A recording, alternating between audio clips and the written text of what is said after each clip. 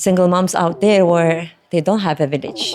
They don't have any support. They literally on their own. Children who have stay-at-home mums perform better in school, significantly. But the mother's mental health is significantly worse. The reality, when it hits you, it really hits you. Babysit 3 kids, like, oh my God, no way. Nobody really prepares you for it. Welcome to the She Word, conversations that women rarely have, but really should. Now, we've had a number of shows about parenting. We've had 2 shows about general parenting. We've also had a show about pregnancy and postpartum and becoming a parent. And we've also had a parent show relating to mums as working mums and also stay-at-home mums. But one show that we haven't tackled yet and is frequently requested is single mums. And single mums, as far as I'm concerned, are superheroes in their own right. The term single mum can mean very different things. It can mean that you live by yourself and you're bringing up a family without support. Or it can mean that there's a partner in a relationship that's not nearby. Or it could be that somebody is active in the child's life, but not local or not invested. And in some instances, women and men or single sex relationships deal with death or loss, and that's how they find themselves as a single parent. There's a great deal of definitions, but whatever the reason is, this show is dedicated to the mums who are pulling the double shift, taking most of the load, or doing it by themselves. And as I said, by the very nature of being a single parent, these women are superheroes. So I am really excited and very honored to have 3 incredible women at the table to talk about being a single mum. First of all, Debbie Kakia, welcome to this show. Thank you so much, Trudy. It's really good to have you here. And I have to say, I know very little about you.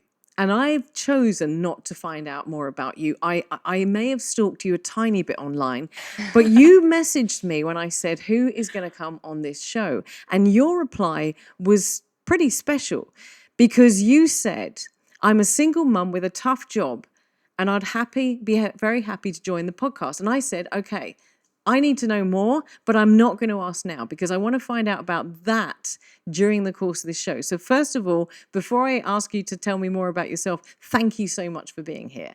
Miriam Muscat, can I call you Mimi? Yes, Thank you so much. Your story is really interesting because I put out the same call and you came back to me and said, I would be very happy to be on this show, but you have a very different story to being a single parent and you have some very different life choices, and it's your life choices to be a single parent that's brought you to this table.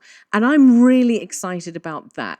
And also, of course, I'm going to say this because everybody knows that this is not live. It's your birthday, so happy birthday. Thank you.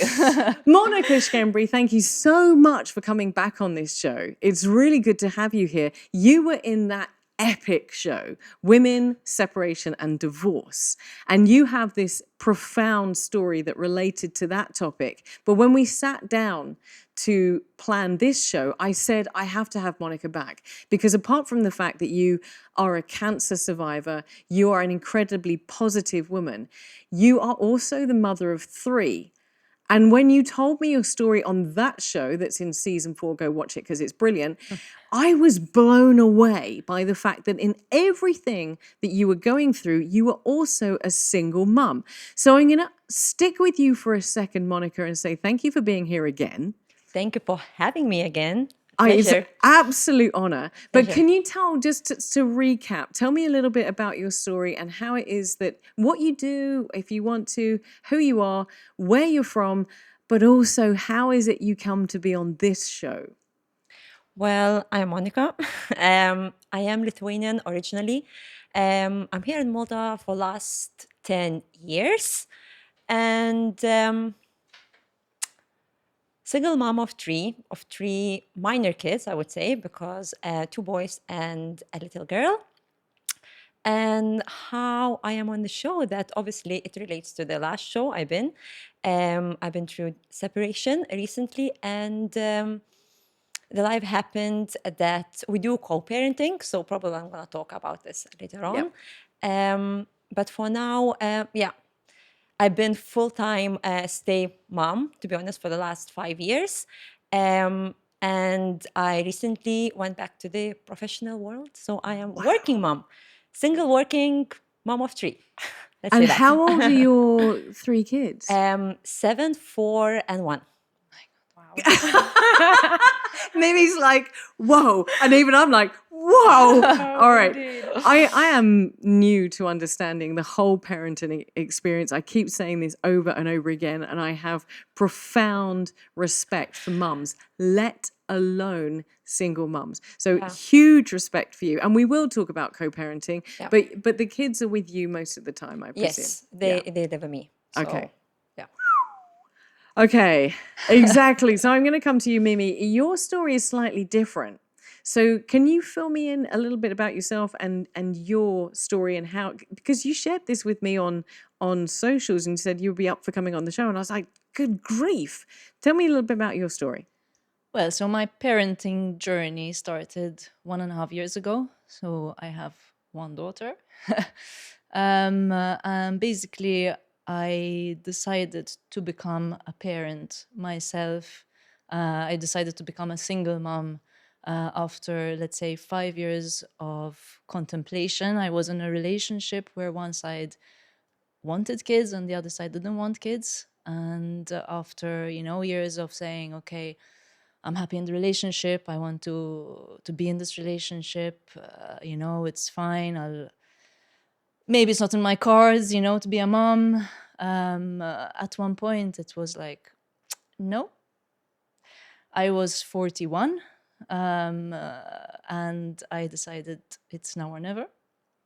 So I said, okay, I'm going to have to choose to become a mother over the relationship. This is extraordinary because you knew going into this journey that you would be a single mum, and you still chose to be a mum. And I'm going to say that I've been at that point. I've been at that point where the clock is ticking. For me, it was about adoption because I can't have children naturally. And I was thinking to myself, do I adopt? Do I not adopt? And then life threw a couple of curveballs. But still, you have that conversation knowing that you're going to be pulling the weight, most of the weight. Yes, that, and obviously that the relationship is going to end. I mean, both things at once. I mean, I must say this. My partner did stick. Did stand by when I was going through the procedure, the IVF procedure, and everything. But it was my calling. I just couldn't not go ahead with it. And I was very, very, very lucky, I must say, because I've heard IVF horror stories. I started the procedure in 2022 February, and in March 2023 I had my daughter. Sorry, you're seeing my face because I'm just blown away. Because again, your story is a huge contrast. We have three very different stories at the table because you said, this is what I want, and I know that I'm going to take a lot of the responsibility. I'm really excited to have you here, Mimi. Thank you so much for putting your hands up and saying you're coming on the show. So Debbie, hello. Hello, Trudy. Okay, tell me a little bit more about yourself. Well, I'm 37. I'm from Gozo originally. And I have a boy. He's 8 years old, going on to 9. His name is Henry James. And yes, so I had him when I was married at the time. I had a 7-year-long marriage, more or less. And then things didn't go the way I was planning. So since then, I have been a working single mom. And yes, I have one son, but he's a handful. And I also have a job which takes up a lot of my time. And obviously, it brings with it a lot of responsibilities as well. So I obviously struggle, like many other single moms, to balance the work responsibilities and the motherhood responsibilities. But yes, life is a journey, and this is my journey. And I'm very happy to be here to share it with you. This is really exciting as well because you've just mentioned work. We're going to be talking about work. Monica's just gone back to work. Mimi, do you work or are you still within this? Yes, I'm working again. not as much as I used to, basically. We're going to talk about work. We're going to talk about maternity leave because it was something that you mentioned. We're going to come. Oh, I suddenly heard Debbie going, "Oh yeah, oh yeah, we're going to talk about that." We'll have to talk about that. We're going to have that conversation, and that's going to be part of our discussion today. Because I want to, once again, hats off. Thank you so much for being here. Hats off for being single mums. Hats off for whatever your circumstances are, pulling, the double load, pulling the weight with the child care. I want to ask you, first of all, if you could define straight off the top, and you can take this back at the end of the show, but if you could define in one sentence what it's like to be a single mum, what would it be? Well, I would say it's a multitasking job. I No, think that's it. One sentence. It's a multitasking job. That's all you get. Okay. Yeah. We're going to, because I want to keep this short synopsis, because we're going to talk about this. Monica, one sentence. I can say just one word: patience. Patience. Okay, cool. That's definitely going to be talked about. No time to yourself. That is definitely going to be talked about.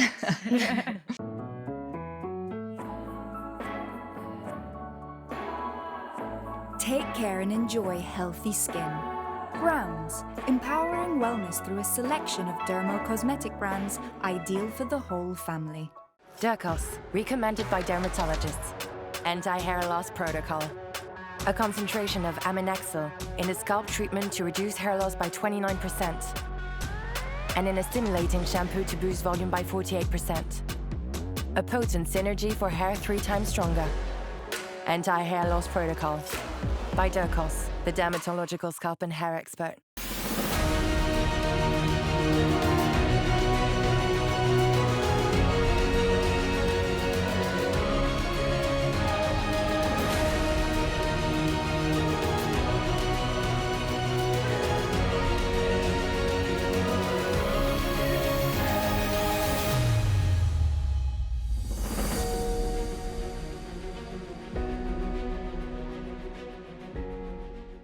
So we've got multitasking, patience, and we've got no time to yourself. And I kind of figured that there would be this within this discussion, I have no doubt.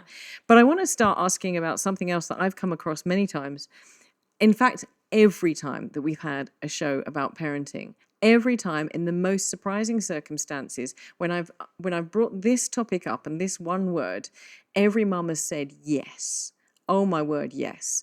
And it was a phrase when I said to Melissa Gatt way back in season 1, I said, what was the most surprising thing about being a parent? And she said, I wasn't expecting the guilt.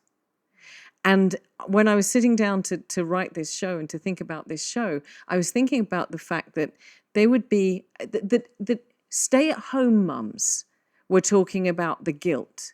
And if stay-at-home mums, who we would perceive as giving all and everything to a child, still experience guilt, I was pretty sure that as a single mum, there must be some guilt associated there. Or maybe there's not. And there definitely shouldn't be, because you guys are working harder than anybody else.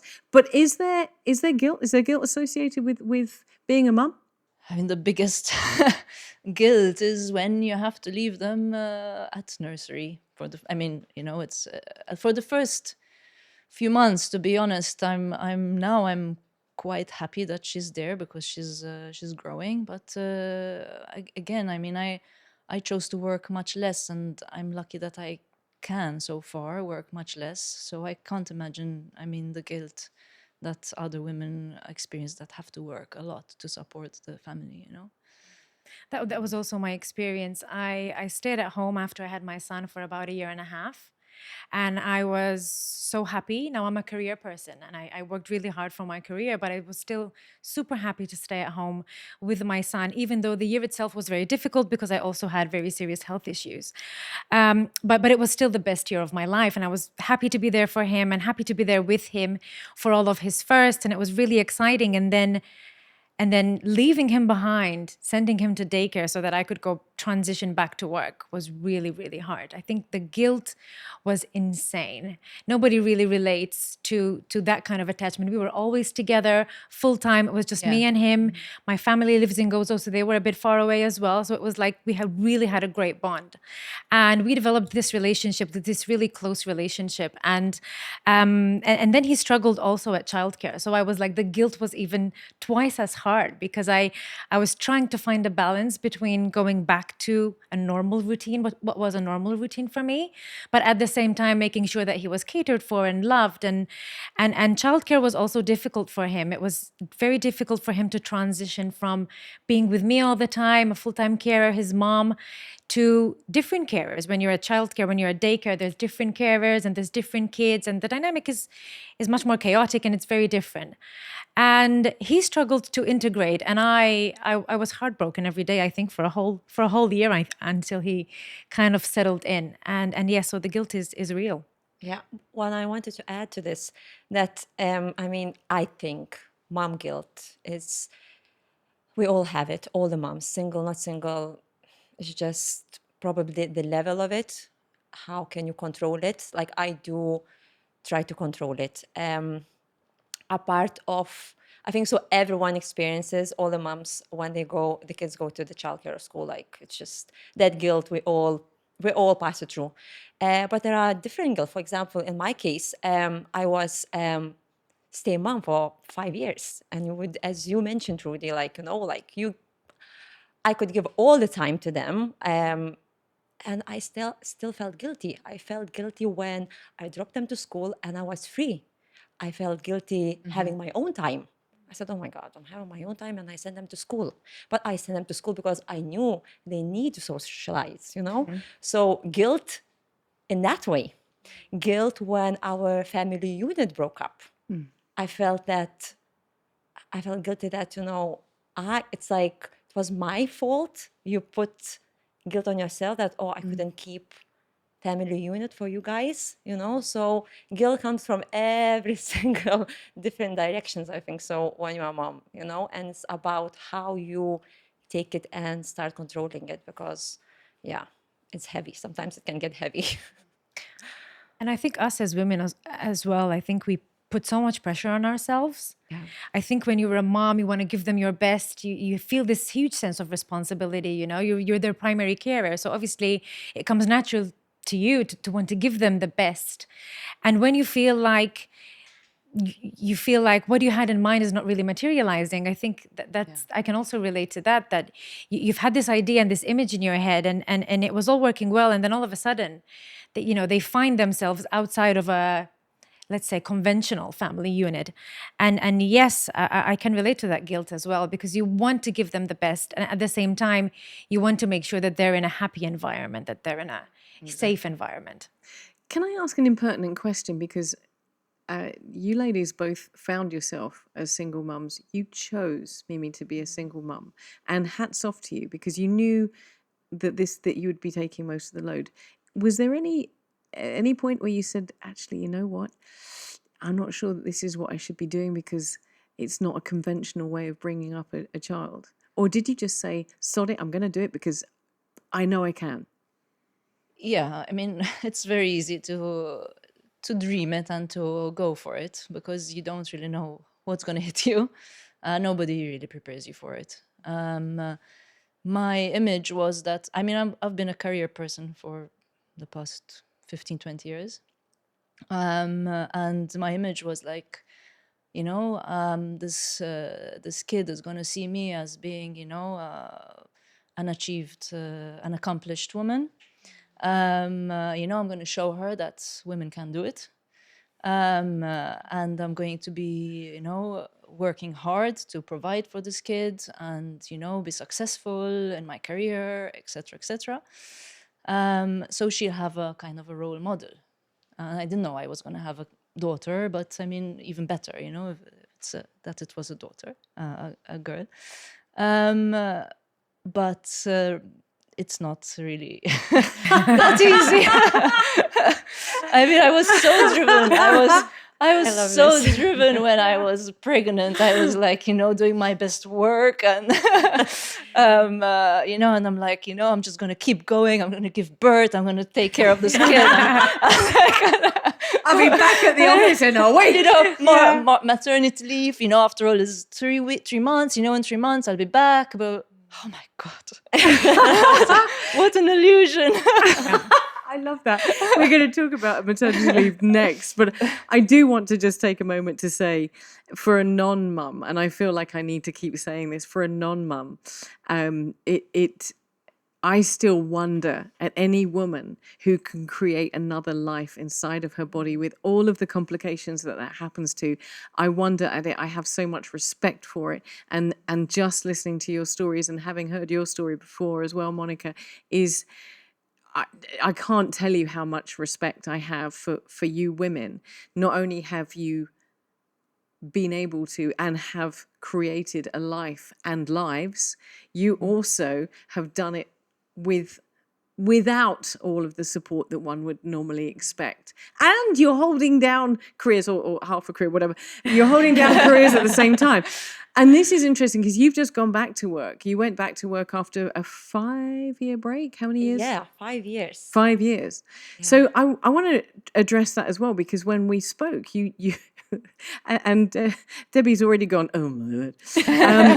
Because when you mentioned maternity leave, I said, okay, Trude's go and do a bit of research into maternity leave. I've heard women talk about this before. We talked about it in the postpartum show, pregnancy and postpartum, because I didn't know that I'd never heard of the term postpartum until I started doing the she word. I didn't know that there's up to 18 months to 2 years can be how long it takes for your body to recover. Mm-hmm. You've just pushed a melon out of your vagina, for goodness sake. And I had no idea that your hips move and that your body adjusts. I had no idea that baby hair happens, that your hair adjusts, that your skin adjusts, that your collagen adjusts. I had your estrogen, your progesterone. I had no idea. What a learning journey. Again, massive respect.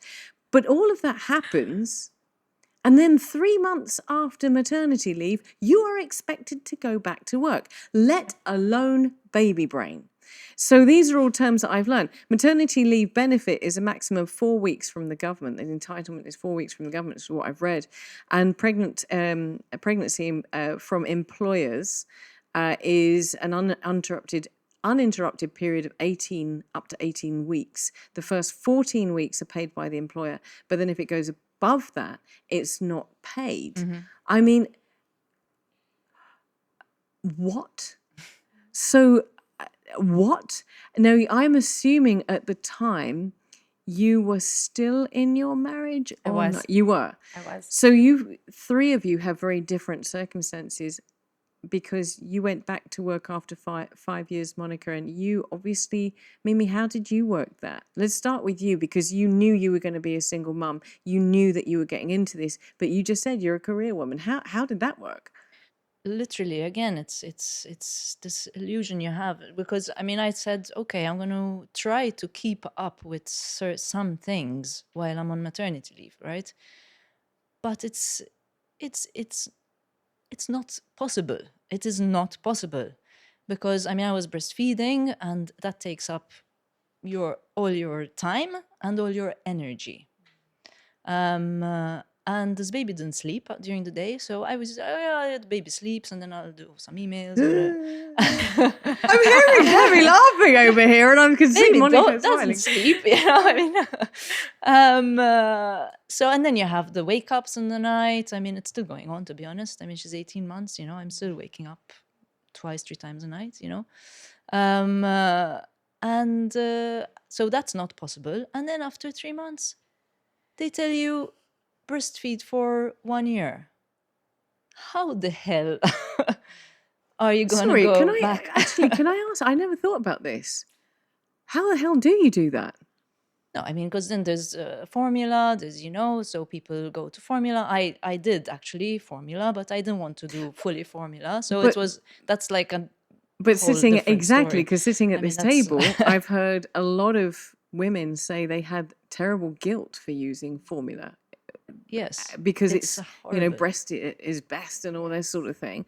But surely if you're expected to go back to work and you can't afford to stay away from your job and you're going back to work after 14 weeks and breast is best and all the rest of it, that logistically must be a nightmare. It's a nightmare, and that's actually, yes, the guilt feeling there of not being able to provide breast milk for the baby. A lot of women, I think, go through it, and it's but that's a whole different, I think.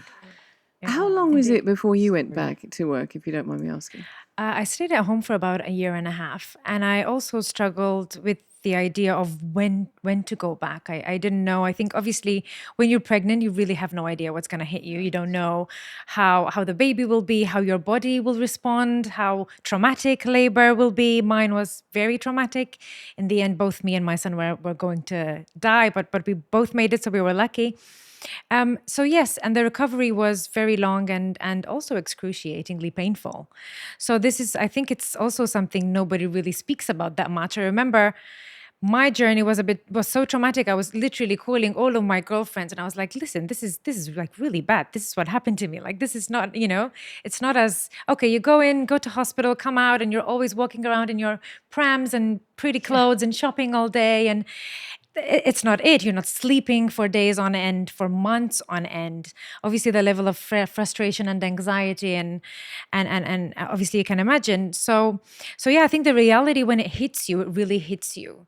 And I think as women, because we have so much expectation as well, and because everyone around us is just expecting us to just get on with it and get everything done.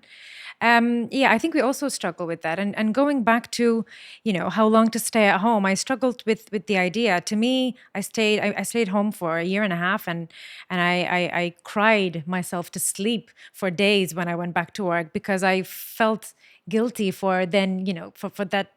All of a sudden, I had to fit in my son in a full day's work. I was with him full time, and then all of a sudden, I had 8 hours of work, and then I had to be with my son and give him the best that I could. So the struggle there was real, and it was a big struggle in the family unit as a whole. And I also just want to say something about the women that are in relationships and have children in relationships. I had my son when I was in a relationship, and just because you're in a relationship, it doesn't necessarily mean you're getting all the help that you need either. And I want to make this clear in the sense Monica's that face. in the sense that it could be for many reasons, but I felt very much alone in many of the parts of my journey, and so I don't think it's a status issue. I think it's also a circumstantial issue. Monica, I'm sorry to interrupt, but Monica was nodding there, and you've done this 3 times. Yeah. What I wanted to say is that I definitely agree to Debbie that, even if you're in a relationship, it can be a very, very lonely place. Going back to work, to be honest, when I had my first one, I was working before, and I told my work I'm gonna come back, and like you were shocked when you were reading statistics, like it's 3 months, around 3 months, maternity leave. When I got pregnant, I already knew that, and it was shocking for me. I said, no way. No on earth day I'm going after 3 months to work. Like, I knew it. Like, I said, I don't care what's going to happen, but I'm not leaving my baby at 3.5 months at the nursery. I can't even imagine this. And it was fine with my husband, my partner at that time. He was fine and supportive, and he was like, of course, you can take as much time as you want. But I was the one saying, listen, I don't want to lose my position. So I told my work, and they agreed that I can come back in 6 months' time, which I said, okay, that's doable. But I'm not going to send him to nursery. So my in-laws will kind of help and take in on reduced hours and so on and so on. So I went back to work after 6 months, actually. Working like kind of reduced part-time hours, which I really loved and I enjoyed. It was really nice break to get out, and a change environment, not seeing diapers all the time and stuff. But going back home, then you had all the load. Not even back home, like even if, let's say, my son was sick, I was the one who had to take leave. I was the one, if something happens, basically I had to be the one, and it was discussed before. I cannot tell like, oh, we didn't discuss this with my partner, you know? So I knew it's on me. It was my responsibility. And I just couldn't. I felt, I'm the person, I think so, it's me as well. I just felt guilty towards my employers. I said, oh, it's not fair. My colleagues, you know, every time I need to leave early or I need to take a leave, like I felt like I'm not doing the job 100%. And if I cannot do the job 100%, I cannot stay, you know? And I left. And then I became full-time stay-in mom.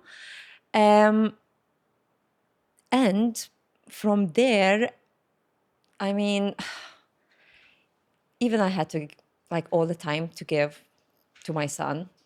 I mean, I felt still lonely.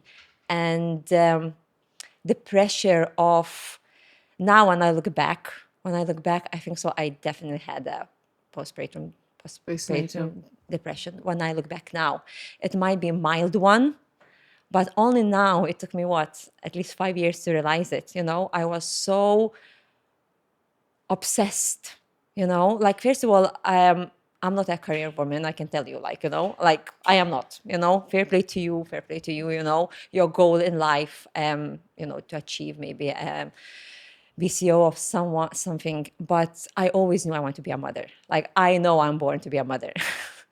How strange it sounds, you know? So I knew that I can be the best version of myself when I'm a mom. So I gave everything to my firstborn, you know, from little activities, from time together, everything. So obviously the relationship as well took a turn, I think so, at some stages. It affected it. But do I regret it? Maybe. Sometimes when I look back, maybe I would change some things. But I feel I'm alive when I'm a mother. It's funny you mentioned this. You just mentioned this a minute ago about being a stay-at-home mum. I was really profoundly surprised that the statistics states that for stay-at-home mums, children who have stay-at-home mums perform better in school significantly, but the mother's mental health is significantly worse than their counterparts who go to work. And so it's kind of a balancing act, because it's great if your kid is doing really well in school because you're at home, but if you're really struggling and you're lonely, like you said, or you're struggling like you said, then you have this other issue. And I feel as well, like in Malta, I'm not sure, but like I felt like in Malta, it is the community, how I see it, I feel like it's very popular to be stay-at-home mom. I don't know if I'm right saying this. No, percentage is that there are more women at work than there are stay-at-home mums, significantly. Because And everyone would, if you are it's stay-at-home mom, everyone tells you, no, you're lucky, you know, you are so lucky. It's as a luxury to be home and be with your kids, which is true. You know, it's the best. It's the best thing, you know, like to be and give everything to your child.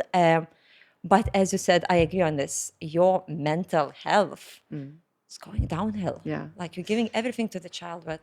Now, put this in the context of being a single mum, and it gets a little bit more complicated as well, because you also have, whereas before you might come home from work and there'd be somebody else there that you would be able to support and take the load. You've done a full day work and you come home and you're with your child and you expect to share the load with somebody else who may also have been at work, and they're not there. You're taking the brunt. You're taking the full load. And you mentioned before, Monica, about support. And I'm curious, and I'm going to start with you, Mimi, because I'm curious. When you went into this situation where you knew you were going to be a single mum, you signed up for that. You said, this is the sacrifice that I want to make because I really want to be a mum. Did you build in a support network? Did you know that you needed a support network? Because it sounds to me, I don't know about you, but I love your honesty. You're like, oh my word, I thought all this stuff and actually none of it was true. But did you say to yourself, okay, I'm okay because I've got this person, this person, this person, this person? Because surely, just as these ladies have said, support is vitally important.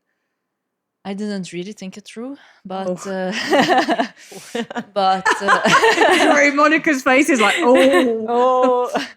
no. But what I knew is that having been a working person for 20 years or so, I have a bit of financially I had a bit of a cushion.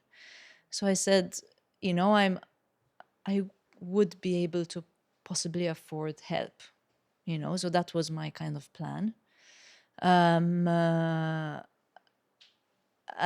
besides, my parents are older because I'm older, so it's all so I didn't want to rely on them. Besides, my mom has her own active life, so she wasn't expecting a granddaughter anytime soon. So I said, okay, I'll afford some help. But again, it wasn't as easy as that because my daughter didn't want to stay with anyone but me. Oh, wow. So it was. I used to. We started off with getting a nanny or like a babysitter for 2 hours a day while maybe I answer some emails before I sent her to nursery. So this was even during the maternity leave, just so that I get used to the fact that it was impossible. And that was what made it even harder, because then I had to send her to nursery. So my face is because I'm just kind of going, whoa, 2 hours. You just want 2 hours? 2 hours, yes. Again, as a non-parent, this stuff is really scary. This is really frightening.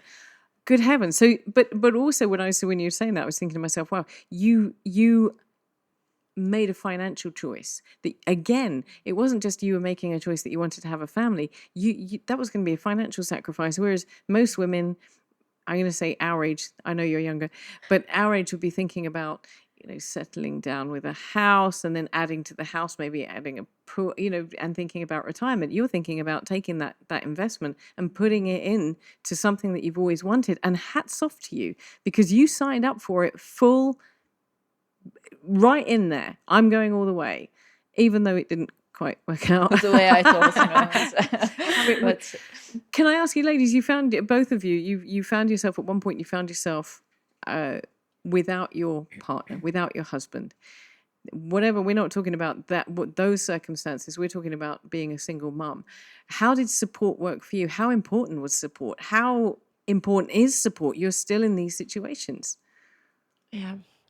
I wanted to say that you usually hear saying it takes a village, yes, to raise a child. Yeah. I just wanted to point out, like, we all three different stories here, but there are so many single moms out there where they don't have a village. They don't have any support. They don't have anyone to call them and ask how they are. So they literally on their own, So for example, me, I'm here alone as well. In Malta, I don't have my parents. I don't have my siblings or my close friends, let's say. So when I became a single mom, I'm not gonna lie, it was really, really scary. And I am grateful every single day that my extended family, my in-laws and the family from my ex-partner, they are really supportive and they're really close. And if I wouldn't have them, I have no idea what I would do.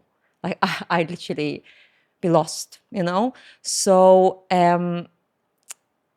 even the friends, like, they are supportive. And for me, as a person, as Monica, I'm a very stubborn person, which is not really good in a way.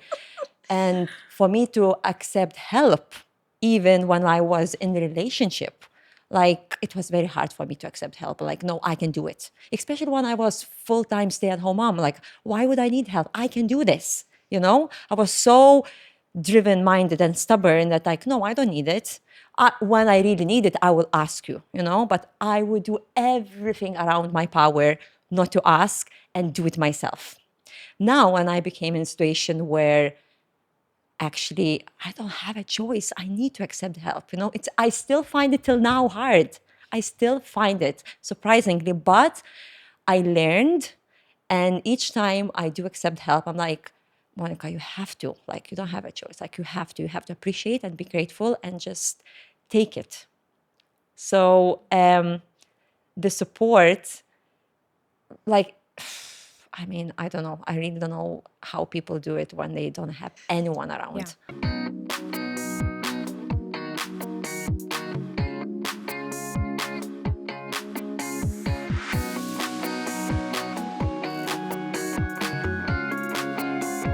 Whether for a moment of disconnection, a complete body-mind reset, or a bonding time together, book online stress-free at myoka.com. Complimentary spa facilities on every visit. Something about the way you bounce makes me want to keep you around my mind. My mind. Something about the way you sound shakes me up and makes me get down. My. But you said something really important, because these two ladies were nodding like crazy. You said, and I've heard this on this show before, from mums, they don't want to ask for help. Yeah. Even if it's around them, they don't want to, and they don't want to, from whether it's guilt or whether it's going to be judgment or whether you think that you're a mum, you got to do it by yourself because that's what I'm made for. I've heard this over and over again. Being a mum means that it's very difficult to ask for help.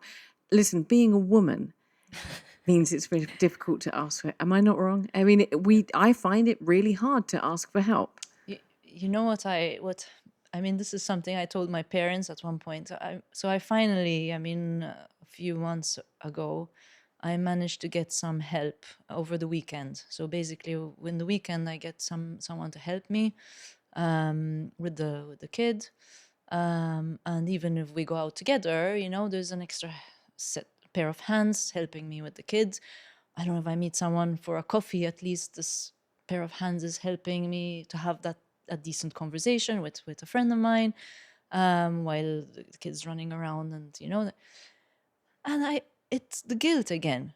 I'm like, at one point I told my mom, but I feel like, why do I need help? I should be able to do it. I'm not disabled, or I'm not like, I actually, I said those words, like I don't need the help. I mean, why am I felt guilty that I had help. I felt like, I don't know, privileged, or I don't know. It's like, I shouldn't be needing help. I should be able to do it on my own. Well, should you? Seriously? Because let me tell you, before we sat down for this show, that was very animated of me, sorry.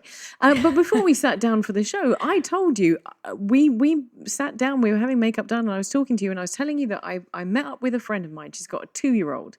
And I met up with her and her husband, my husband, her husband. There's 4 of us, and this lovely 2-year-old. This 2-year-old that up until last Sunday has never cried. And I thought was perfect.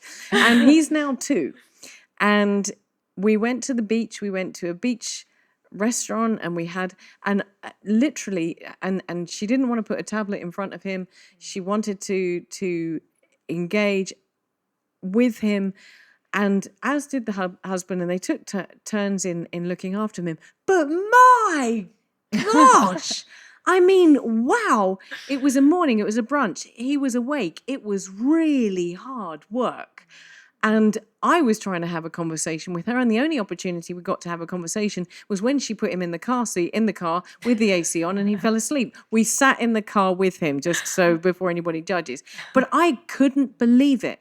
We couldn't have a conversation, and that is 2 parents, 1 child. Not 1 parent, 1 child, not 1 parent and 3 children, not 1 parent and 1 child. That's 2 parents and one child.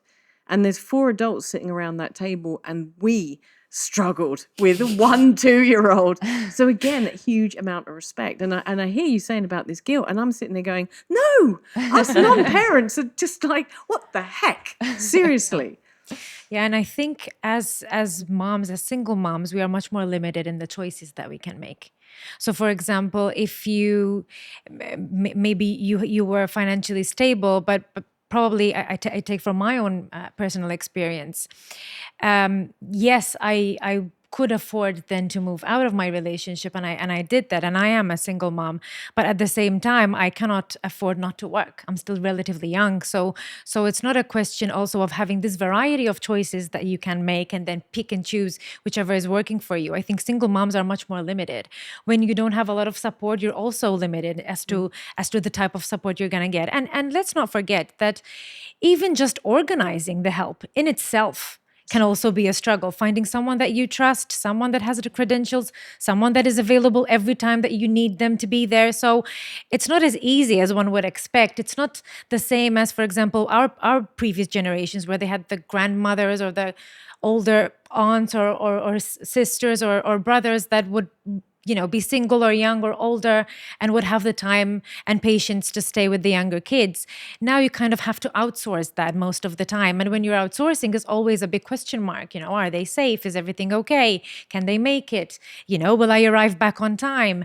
So there are a lot of questions that you kind of pose on yourself. And I just want to go back to what you said before about the support and how you manage. I think for me, what really worked is I have a really good network of moms.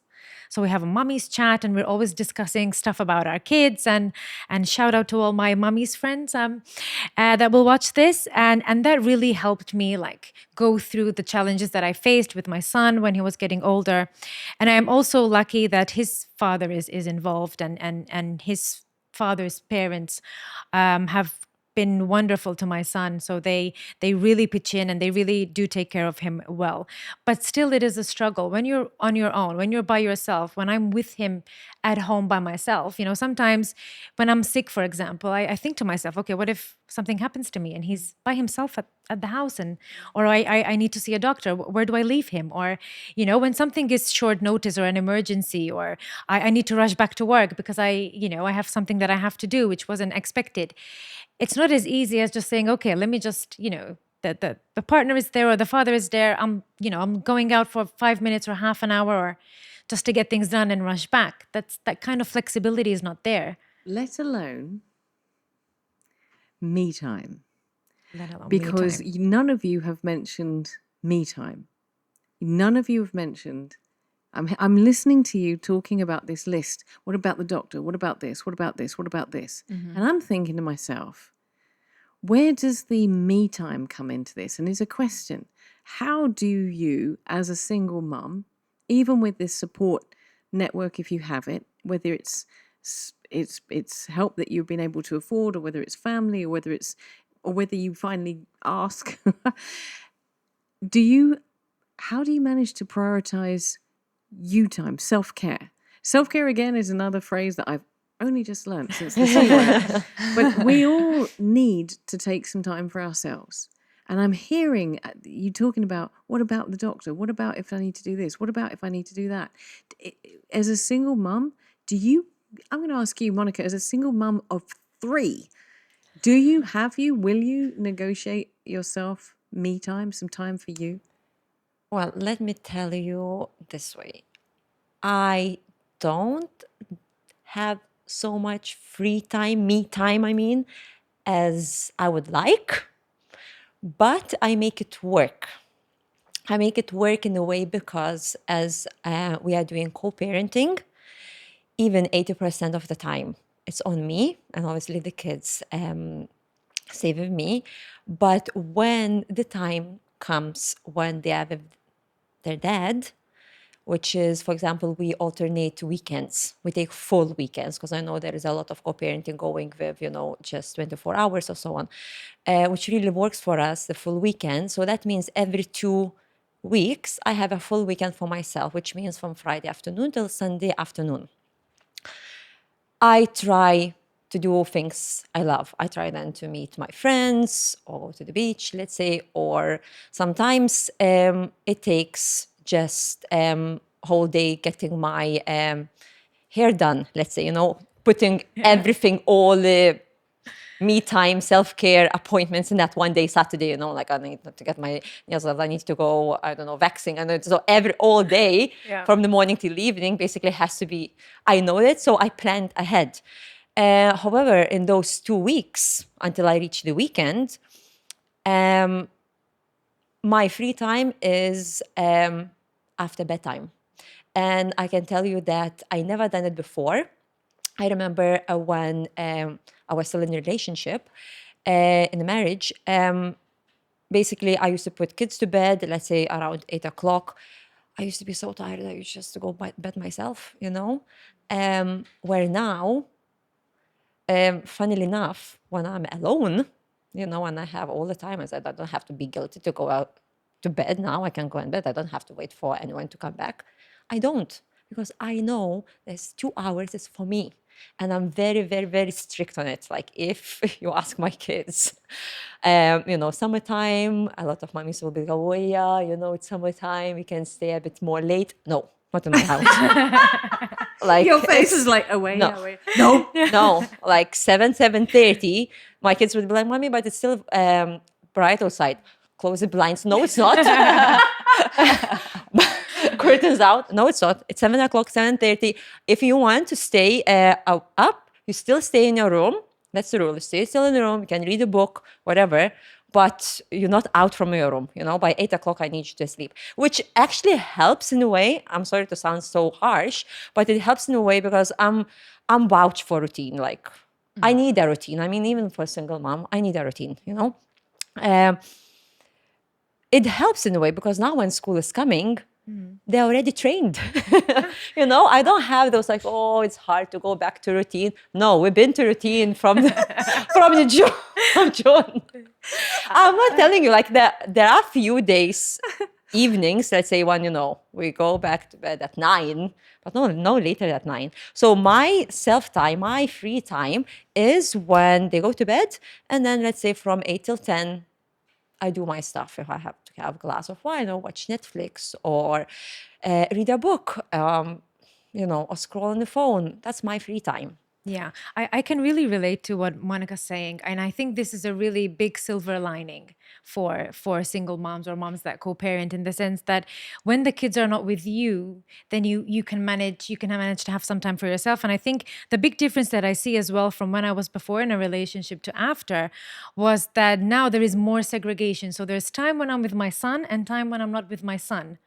And whereas before, it could be that, at least from my experience, when the mothers are with the kids all the time, there's probably also the expectation that they're always taking care of the kids.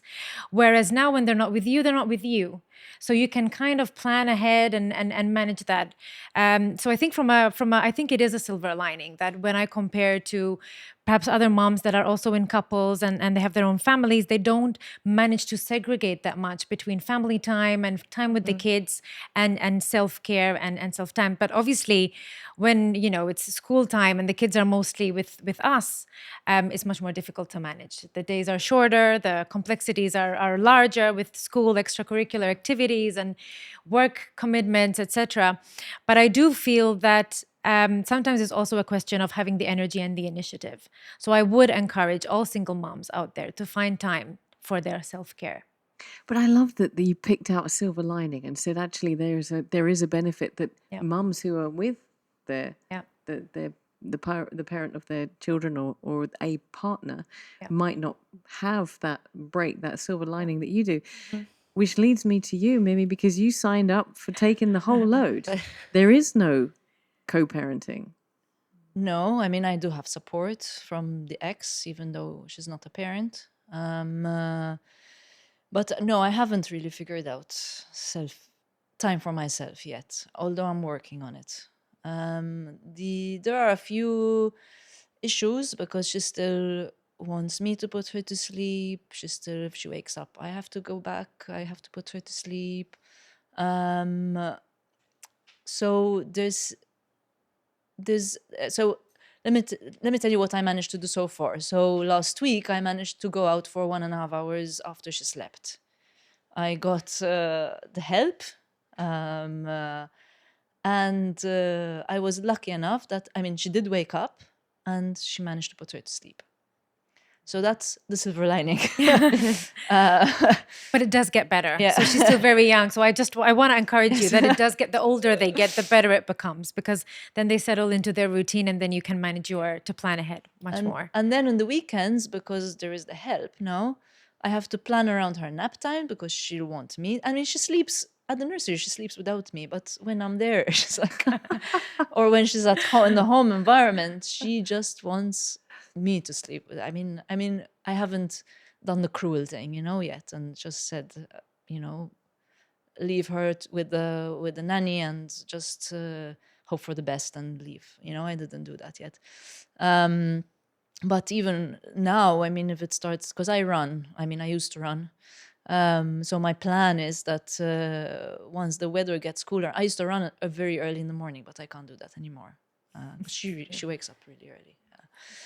So my plan is when it gets cooler, I'll go for a run in the afternoon, take an hour, and go for a run. But I mean, at the moment, it's still too hot. But Can I stick there with is a you plan. and ask a really impertinent question? Now, don't worry, because I'm going to ask these ladies as well. But you are a single mum who's chosen to be a single mum. And as we were talking, I have such a heart for you. I have so much compassion. You chose this route. This is what you wanted. But do you ever get criticised? Do you ever feel judged because you chose to have a child by yourself? Do you ever feel judged as a single mum that people might say, well, you know what? Guess what? You chose it. You're tough crap. You know what? And I'm going to ask you guys if you ever feel judged as well, being a single parent, even if the circumstances are different. No, because I don't really talk about it. So I don't talk about much about the difficulties. I mean, I know I get a lot of encouragement from my friends. Most of my friends are not mums, my closest friends. So a lot of encouragement, that I should, do more for myself and this and that. But I don't really feel. I mean, I don't know what people are saying behind my back, but I don't feel it because I don't really talk about it. I just go on doing my own thing and.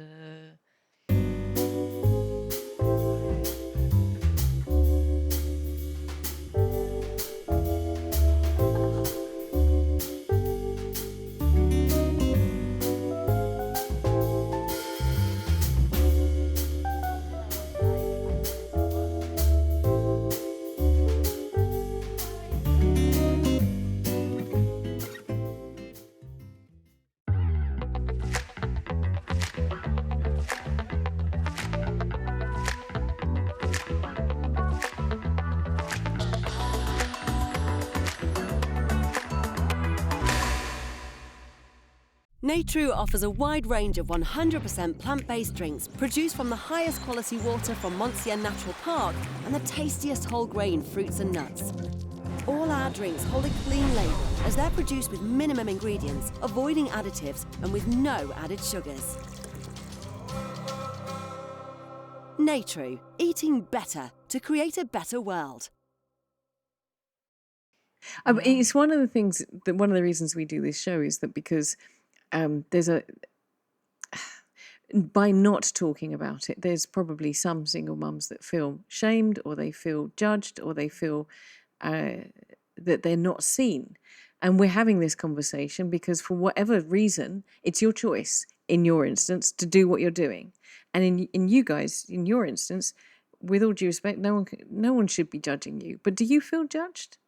Did you ever feel judged? Do you ever feel someone saying, you're a single mum, that's not great for the kids, is it? Do you know, or maybe you should have worked harder to make the relationship work and that sort of thing for the sake of the kids? Yeah. I do. I think I felt more judged when the relationship broke. So I think that's when I felt the most judged, because we, we were in this relationship, and on the outside everything looked perfectly fine. And I think, then moving on from there, even just how to break it to your friends and how to break it to your family, and how to move on from that situation. I think there, yes, I did feel judged. Being a single mom, I don't really feel it that much. I think the people that know me and know how much I love my son and what a great bond we have together, I think they see that we're happy and we're healthy, and we have a great time together. So I don't feel judged as a single mom that much. I think it was more a question of being a separated parent, like a divorcee or something like that. Yeah. Yeah, I agree. I agree to David the same. I think so. It was at the beginning, first of all, when the family unit separated. I kind of felt that I didn't hear anyone saying, but I felt like people would judge you and saying, like, "Oh, you should have tried better, you should have tried." It's as if it was my fault, I kind of carried the load until I had to realize and learn how to realize that, no, it wasn't me, like, I shouldn't carry this. So on that part that way. Now, um, I don't think so. I like single mom status, but I know that I'm awesome single mom. So like, I mean, Yes. I feel I'm really proud that I don't know, like it sounds maybe very ego, but like I'm damn proud of myself. And sometimes like, people don't even realize it. Like, I'm out with my 3 ducklings, as I call it now, following me. I'm like, come on guys, nobody would realize I'm single, because I think You I wing it. carry it. I carry it well. I think so. Yeah. I carry it well. I think it's also reflective of how you view yourself, because probably before you viewed yourself as a wife or as a partner, and that changed. Whereas you were a mother, you stayed a mother. So there was no change there. Yeah. I think the hardest transition for me was the career, and I think that I think I got a bit of, let's say, judgment on that. I wouldn't say judgment, but I felt that people were like, it's gonna sound bad, but I don't think it was that bad. But like, she's throwing away the career kind of thing, or she's, because there was potential, kind of thing, and there still is. I'm not saying that I'm not going anywhere, but yes, obviously it takes a big hit. I mean, and who knows? I mean, if I took a different path, what would have happened? I have a great question for you at the end of this show. You're going to love this question, but something you just said made me think of it now. But before we get to that kind of towards the end of the show question, I have a biggie for you ladies. All right. Single mums. What's dating like for a single? Oh, you knew I was going to ask. But how do you navigate that? Because I mean, I don't share if you don't want to, whether you're in a relationship or not. But there must be complications. I mean, even unless they come around to see you between 7 and 9 in the evening. That's why the kids are going to bed. I want to hear from those both ladies, to be honest. How do they navigate? Because or is it just a no-no? Is it just? I don't. I mean, I think it's pretty new to me, and I mean, for me, it's just I haven't even thought about it, to be honest. Is that because you're not thinking about it, or you just don't have time or energy? I have other things I want to do before. I mean, if I had the energy, I wouldn't choose to go to date. I would choose to do Sleep. other things. Besides sleeping, I'm trying not to sleep. As in, I'm trying not to choose sleep. And like after my daughter goes to bed, I'm trying to work on other things, not dating. Okay. At this point, Yeah, I feel like, time is what it is. But then at the same time, I do think it's possible. So I do think, we're still young women, and yeah, it's still a part of our lives. And, even when we compare ourselves to mainstream relationships, just because someone is there, after work, it doesn't necessarily mean you are in a healthy relationship or you feel like you're in a relationship. So I don't think it's very different from the rest. Like everything else, you have to put in the effort. You have to find the time for each other. You have to find the time for yourself to be happy. And I think for me, when I moved on, it was a priority for me to settle with my son. We moved out. So for me, it was very important to settle with him and to have our own home and to settle within our own environment. So I wasn't really thinking about anything else. But yes, life happens. And I think it's also important for women not to feel bad or guilty about moving on. At the end of the day, looking at everyone around this table, we're strong women. We've been through difficult times. We made difficult choices. We winged it.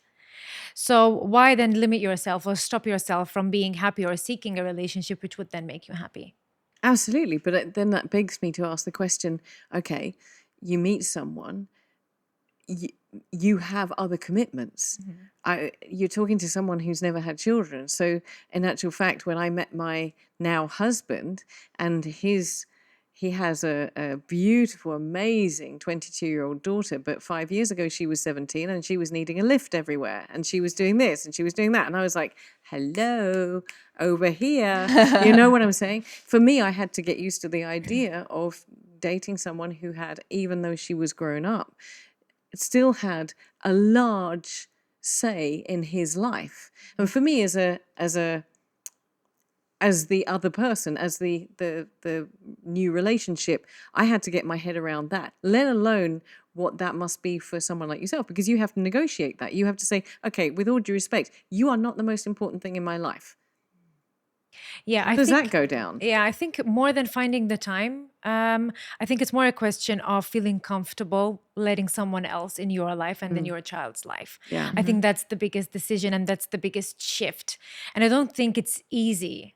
I have friends that kind of leaned into new relationships right away, and then down the line they were like, okay, what if this doesn't work out? How am I gonna explain this to my kids again now that this is yet another change, another shift? So I think, yes, I think single moms especially do give a lot of importance on who they date rather than how they date, because it's not just letting someone in your life, it's just letting someone in your space, your child's life, and hopefully it's someone that can stick around and you have a healthy relationship with. Because I think something else that I struggled with as a single mom was not being able to give my son the family unit for him to be able to see firsthand what it's like to have parents or guardians that take care of him, and to see them happy and to see them in a healthy relationship. And I think it's a big responsibility to let then someone in their life, knowing that they will be a big influence in their life, as you said. So yes, I think that is something which is challenging. I mean, everyone is looking at me. Like, how do you do it, kids? All the eyes are on Monica. Sorry. Well, look, let me just say, because I got 3 very beautiful women around this table. You are really beautiful women, and you're very accomplished, whether it be career, whether it be your career, whether it be the career that you want to go to, or you as a role as a mum. You are 3 accomplished and very powerful women, and it makes me think, what do you have to sacrifice for what you're doing? I think it is hard. Like from my point of view, I cannot, talk about majority, but looking at my situation and having 3 minor kids, first of all, I don't think so as well. Like, if I can prioritize the time, I better prioritize for myself, or meeting, if I have free time, I better meet my friend for coffee, or or go and read a book in peace. To be honest, this is my priority. It's my free time, not to go or set a date. But to be honest, yes, I think so. It is hard, and as you said, like, probably someone who is up to wanting to know you better. I mean, I'm very straightforward, Obviously, like, I'm not gonna bullshit and tell you, like, yes, let's meet up then and then. Like, the person has to know, like, I'm free on Tuesday between 5 to 7, like, you like it or not. Like, this is how hard it is. It's reality of it. I mean, yes, I can get help. I can get like a babysitter on any time to time, but like I cannot afford to get it every week or to go out every Friday on dinner. You know what I mean? So it is hard, and I And think it's so. It's hard for the as well. Like I'm a believer, and whoever comes, the right person will come, and he will have to take all the load, of accepting me as my kids my priority. Like, they always gonna be my priority, and I'm not gonna shift that or lie or put over it. But And as you said, I mean, it takes effort. So it takes and effort, if you yes. prioritize you, the very little you time that you have or me time that you have, it sometimes it's just other And some things, that and are sometimes I important. feel Can I just say, yeah. all right, as a non-mum, I'm listening to you ladies, I'm up for babysitting, all right? If any of you meet someone and you're like, oh, I don't know, I'll take this on. This is my gift to you guys. I'll babysit. That's the mom guilt again, what I have. Like, even my friends would offer it, like, like, let's say, it's okay, like, I pick up your kids or something. I have this mom guilt as, like, no, like, are you sure it's 3 kids? Like, I wouldn't want me, like, thinking to babysit 3 kids. Like, oh my God, no way. So, to do this to my friends or someone like, It's okay, I'm a complete like, stranger. You can do that even to for me. babysitter, this is how bad it is. Even for babysitter, like I feel sometimes so bad. Like I would manage, let's say, okay, you know what? You just need to look after 1, maybe 2. The other one, I'm gonna leave, to my friend or auntie or something. So at least she doesn't have 3. This is me. Like I feel so guilty getting the service when you think paying for it and still feeling guilty leaving 3 kids. I'm like, oh my God, poor woman, like, yeah. Ladies, look, I'm going to come to my last question. I said that I was thinking about it when you were talking earlier. And my last question is, what would you say to your pre-mum self if you could go back and say anything to her in the context of being a mum, but also in the context of being a single mum? So if you could go back and say something to your younger self before you were a mum, knowing what you know now, what would you say? Well, I would give myself a reality check and say, no matter who is around you, the responsibility is going to be on you. And I would say it's still going to be the best journey of your life. So I have a child. I would love to have more. No matter how hard it gets, I think it's something really beautiful that you give someone the opportunity to live and to see them grow. And I think it's such a great gift. So I would tell myself it's going to be hard, but you'll get through it. I love that. Monica? I think so. I would tell myself to be more selfish. To be more selfish at the beginning, as a selfish to take more time for myself. When I am as a person, as a mother, when I am happier, I don't know how I phrase it. Like, I mean, I would tell myself, because in the beginning, I gave everything to my kids, and I didn't prioritize my time. I didn't prioritize me, what I needed. Where now, after all the life experience and becoming a single mom, I would say, like, if I done this before, if I knew it, I should love myself more. I think so. It wouldn't be so hard at the beginning. Now I feel when I prioritize my time, whenever it is 50 minutes or 10 minutes, I am giving better experience to my kids, I love that. I in a absolutely way. love that. Because in the beginning, I just was, they need me, they need me, they need me, they need me. It was nothing about me, where now I know when I have that 1 hour free just for myself, I can communicate. I look at things differently. We can apply that to so many circumstances, can't we? When we get ourselves worn out so that we're so thin, we don't have anything else to give. And in actual fact, by taking back some time to build yourself up and regenerate yourself, re-energize yourself, you're able to give better. And we as women are programmed to give, but we have to take in order to But be that's able why to I give. said in a way you have to be selfish, like Yeah. in a way, not in a bad way, No. but you have to. And I always gave myself to everyone else a part of me. Where now I learn how to be, with hard work, I learn how to be selfish, even if it comes to my kids, you know? Yeah. If it's like, mommy, I want this toy, I'm like, no, I am getting this for myself, let's say, you know? Like this She's little, a good one, isn't she? you know, whatever it comes, everyone is different, but little bit counts. I think so. I think That's it's a small pro. bits. It's a pro. It's one of the pros of being an older mom that you have to kind of regenerate. But okay, but what would you? So that's not so much of an issue for you. But my question to you is, what would you say to yourself? I would say do it. Ooh, no regrets. No. I would say do it earlier because I waited. Do it because you know that because I knew that I wanted to be a mom. I knew that I was a mom. But it took me years to actually do it. And with all the experiences I've had in my life, because that's one of my kind of mottos to, experience things and experience new things and learn new things and whatever, giving birth to my daughter was the best day of my life. I love that. That's beautiful. I'm going to stick with you.